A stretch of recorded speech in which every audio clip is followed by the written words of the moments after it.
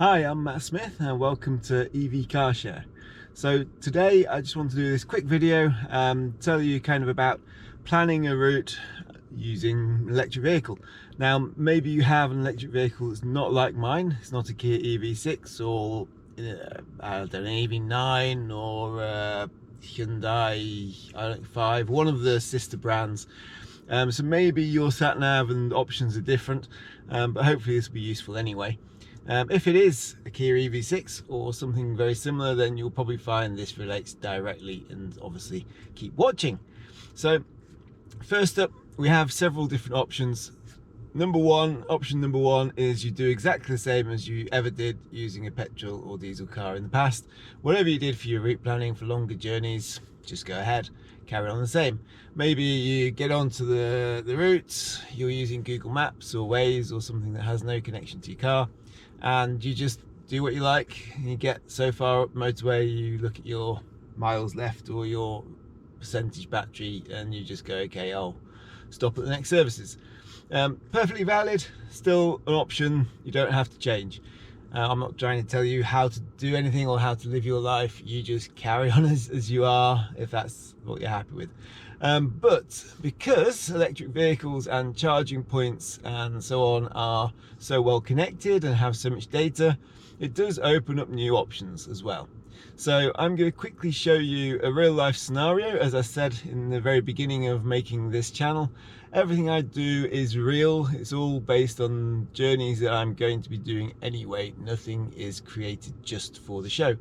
So tomorrow I am going to Alnwick Castle with my family. It's up the A1, just beyond Newcastle. So we live in the Peterborough area. It will take probably maybe just over 4 hours to get there. So 4 hours of driving, just over 200 miles. We probably could go all the way there on the 100% battery and not have to charge. And then of course charge while we're there, if we could find somewhere suitable to charge while we're there. Or the alternative option is to break up the journey. It's a 4-hour journey. I can't imagine, certainly not my girls, would want to go all the way without a toilet stop or some sort of break. So then the option is, okay, do the charging while we're having those breaks. So if we have a break about 2 hours in on the way up and a break about 2 hours in on the way down, then that should be plenty of time to charge up sufficiently to do the 400 and something miles total journey without having to wait for the car at any point whatsoever. So if partway through the journey on the way up we stop for a toilet break, I can plug in, we'll go for the toilet break, we come back 10 minutes later, take the car off charge, no matter what the charge is, because we're not waiting for the car, we're just using the time that would otherwise have been dead time, and allowing it to charge while we're busy. So what are the options in the Sat Nav? Let me bring the camera around so you will now see my Sat Nav system. Lighting is pretty good in this location, I might have to remember this. So on this Sat Nav system, you can see I've currently got 89%. I will be leaving tomorrow with 100%, not with 89%, so I have a bit more. But if I go to the map on here, and then I go to destinations. Now one of the things that's quite good with the Kia Sat Nav, and no doubt with other Sat Navs now, is if you connect it to the live services, then you don't have to put in a postcode or a street name. You can just put in the place you're going to. So I can just write in Alnwick Castle. Now I've done this already, obviously I tested it, worked before doing the video, but it did work, so it comes up in my list already anyway. But you can see there's two entries. There's the one that I had from previous use and the one that it's finding, which is actually the same place. This is the search result that it's finding naturally off the Kia Live. So I'll take that one, why not? Let's show it properly. So once I've taken that one, it shows me, here it is, this is where you're going. This value here, 209 miles, at this point it hasn't planned the route. So this is 209 miles as the crow flies. That's quite important. On this occasion it will be quite similar because we're going to be getting onto the A1, which is a very straight road north in the UK, and so it will be very similar. We've not diverted very much, but if you're having to take a circuitous route around things, then you may find that as the crow flies here is quite different to your actual planned route. Once you set it as a destination, it does the planning. Now on my dashboard, for the 89% that I have in the battery, you can see over here it's telling me I have 299 miles of range available. So I actually have more than enough to make that 209 miles as I suggested, even when I bring into account the route planning. So let's set that as a destination. So it then does its route planning. The route planner in the Kia Sat Nav is quite pessimistic.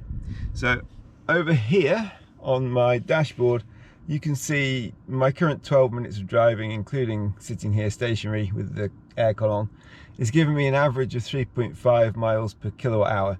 Now quite warm, it's 19 degrees, it's a Tuesday morning in July, so we'll get good efficiency. And if I scroll through my information to my accumulated information, you'll see that it's 3.8 miles per kilowatt hour since the beginning of having the car, so almost 4. What I've discovered is that the Kia Sat Nav uses 3 as a reference in its route planner, so it's assuming that I'm going to do 3 miles per kilowatt hour, and if therefore I can't make it to the destination when I set my route planning, it will pop up this message saying your battery is insufficient to reach your destination, or may be insufficient. It's not saying it will be, just saying it may be. Would you like to stop at a charge station? So I can say yes. It will then plot the route with the charge station included, which is very nice. So you'll see now it's telling me that my fastest route is 4 hours and 9, most economic 4 hours and 12, and here you can see it's giving me a charging stop at a GridServe charge point in 149 miles time.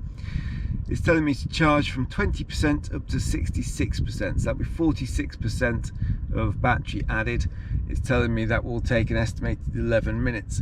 Now this time to completion, I believe from my experience, does take into account the ambient temperature and whether or not you have the battery preheating mode turned on or not. From there will be an additional 88.4 minutes to arrive at my destination, and I will have 30% remaining when I arrive. Now, as I say, this is the Sat Nav making these calculations, and it is fairly pessimistic. However, that does seem like a quite a good place to stop. I could stop there. It seems to be up near Wetherby, if I'm reading this right, which is probably one of the places I was thinking of stopping anyway. GridServe during the summer at the moment have a special offer on their app.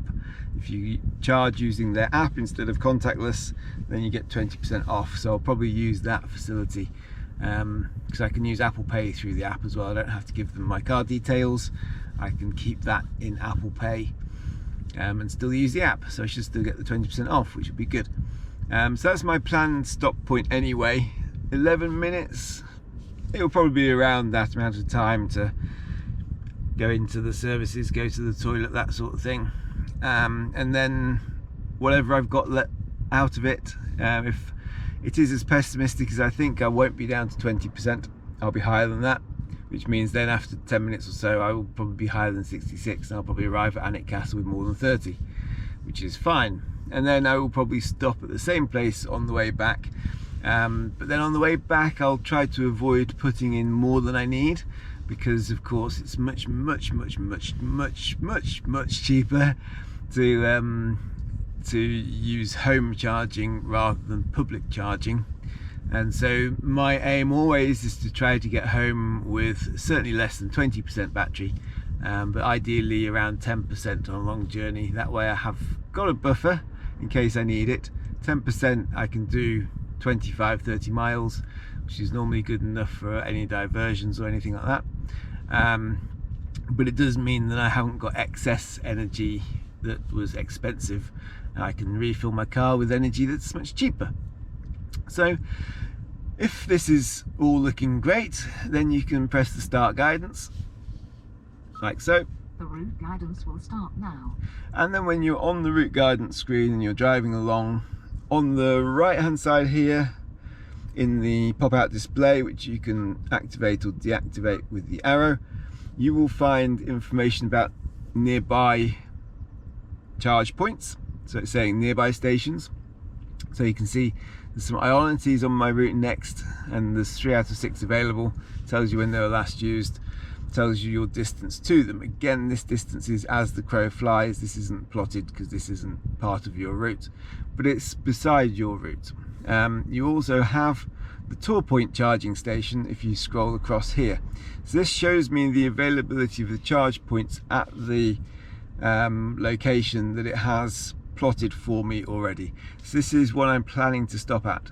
So even though I'm 150 miles away, I can still monitor right now how many are available and what the availability is like, when people are coming and going, when they were last used, all this sort of information.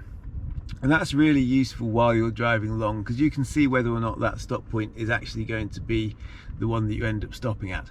Now that it's showing me there's 5 of 6 available, I'm starting to think that this is Ferrybridge services, not Wetherby.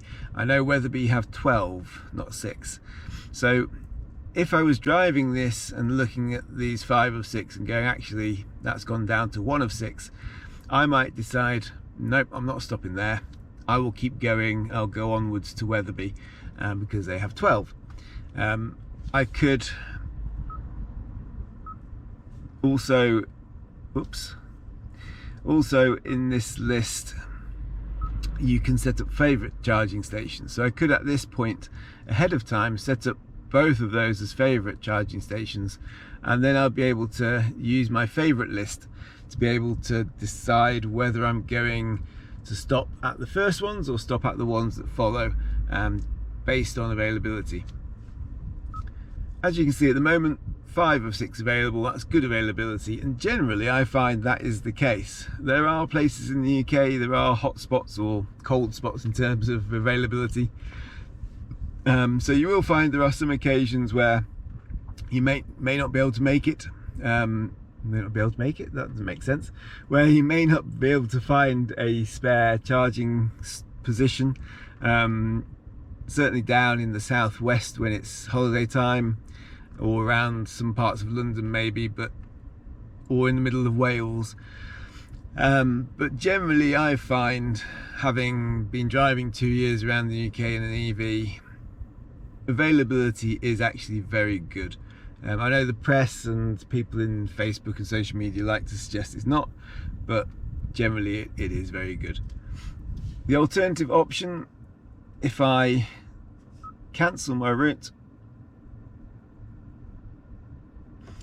is that you choose your destination. Then when it tells you you aren't likely to make it, you say, no, I don't want you to find me a spot, a charge point. If you then now start driving and going, at some point a few minutes later it will tell you again, you won't make it. Would you like me to let me start guidance. Would you like me to plot? Would you like me to find you somewhere to charge? And you can then press yes, and on that screen, instead of plotting a specific location on the route, it will offer you a list of charging places on your route. And that's the same list as you'd get from this screen if you press the more button on this side panel on the nearby stations. So if I press the more button there, then now you can see there's a list of charging points along my route. You can see on the picture on the right here, it's showing me my route, it's showing me the numbered charging stations. I must have accidentally tapped on one there, didn't mean to. Sensitive screen. And in the middle here it's showing you the availability of the various charge points as you go. Clearly this Starbucks 1 in 50 miles is out of service as a whole unit, so maybe they're doing an upgrade or the site is closed. It's unusual for all of the units to be out of action, but that's what the red means here. The green means there's availability. On the right you can see the amount of availability, so we've got 12 of 12 and 12 of 12 available in those two locations. And if we scroll up, you can see here's the 5 of 6 that it automatically plotted for me. And another 11 miles on, as I mentioned, there's 11 of 12. That's the one that I was thinking of stopping at. So if I'm plotting from here and choosing my own tour point, then maybe I would choose that one. Down here there is the add tour point option. I can add that as my tour point. I can then calculate. It will then add that into my route, just like it had done before, but this time it's me having chosen the stopping point rather than it having chosen the stopping point. And if I tap down here on the drive information, then you can see now we're arriving at that grid surf point with 14%. It suggests we charge up to 60. It suggests it's going to take 10 minutes now rather than 11 minutes. Let's refresh that. And I still arrive with 30%. So I've saved myself a minute by going slightly deeper into the battery charge, which is where it charges faster. So faster charge from a lower percentage. So I've saved myself a minute there by plotting slightly differently to it. But from my point of view, there are bigger services there. There's more facilities. They're probably nicer, newer and cleaner, and there's 12 points rather than 6. So I'm more likely to get a slot in the charge points. Although, as I say, I think I'm likely to get one anyway, no matter what. So that's how I plot routes on the Kia Sat Nav. As I say, maybe yours is a different style of Sat Nav, maybe you have a different way of doing things. Up to you. You do it how you like. I just wanted to show you what I do, and hopefully that's been useful. Thank you for watching. I hope you'll watch again in future, and subscribe and like the channel if you like what I've just shown you, or what I show you on other videos. And until next time, thank you for watching, and goodbye.